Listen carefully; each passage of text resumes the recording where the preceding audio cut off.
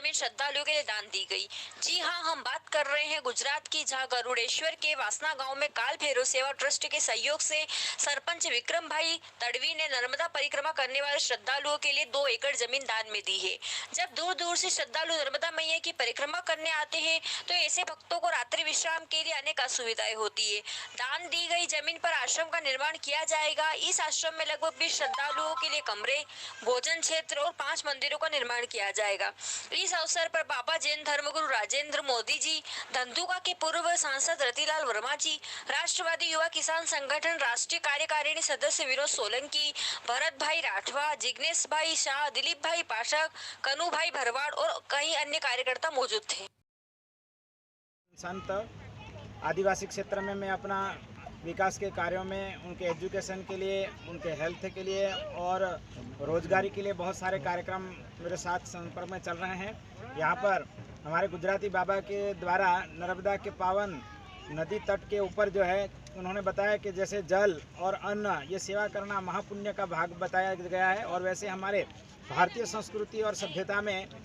अन्नदान और जल का दान ये महत्वपूर्ण हमारे मोक्षदायिनी फल की प्राप्ति के लिए और साधना के लिए और गृहस्थियों के लिए मोह त्याग के लिए जो है अन्न का दान किया जाता है। और जल तो पृथ्वी के अंदर है ही, लेकिन अपने पुरुषार्थ और परिश्रम से यहाँ पर जो दान किया गया वो अनंत पुण्य की प्राप्ति करती। पता नहीं कौन से जीव में नर के रूप में नारायण यहाँ पे आकर के भोजन का प्राप्ति कर ले और आहार की प्राप्ति करके अपना जीवन कल्याण करें, क्योंकि यहाँ पर बहुत सारे संतों की परिक्रमा यहाँ होती है और ऐसी जगह पर इस तरह का एक संपूर्ण व्यवस्था बनना अपने आप में एक अद्भुत कार्य है। तो गुजराती बाबा जी को मैं बहुत बहुत धन्यवाद और शुभकामनाएं देता हूँ कि उन्होंने इस तरह का जो यज्ञ प्रारंभ किया है, उस यज्ञ में सभी भक्त लोग अपने, कहते फूल नहीं तो फूल की पाखड़ी, ऐसे अपना सब कुछ योगदान दें, क्योंकि यहाँ पर हमारे जो विक्रम भाई तड़वी जो आदिवासी है और सरपंच है, उन्होंने यहाँ 2 एकड़ जमीन दान दी है। वो एक अपने आप में जो भगीरथी महान कार्य है, और ऐसे विक्रम भाई को भी बहुत बहुत आभार व्यक्त करता हूँ।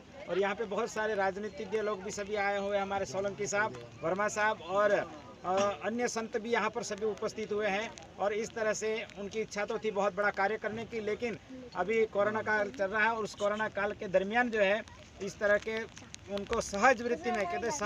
सहज मिला सो दूध बराबर, मांग लिया सो पानी, खींच लिया सो खून बराबर, ये संतों की वाणी। तो इस तरह से महाराज जी का जो स्वरूप है वो सहज योग के साथ में है। तो इन्हीं के साथ में उनको गुजराती बाबा को खूब खूब शुभकामना देता हूँ, और विनोद भाई जी को भी इस कार्य के लिए, और उनका नेतृत्व बहुत अच्छा है उसके लिए मैं खूब खूब धन्यवाद देता हूँ।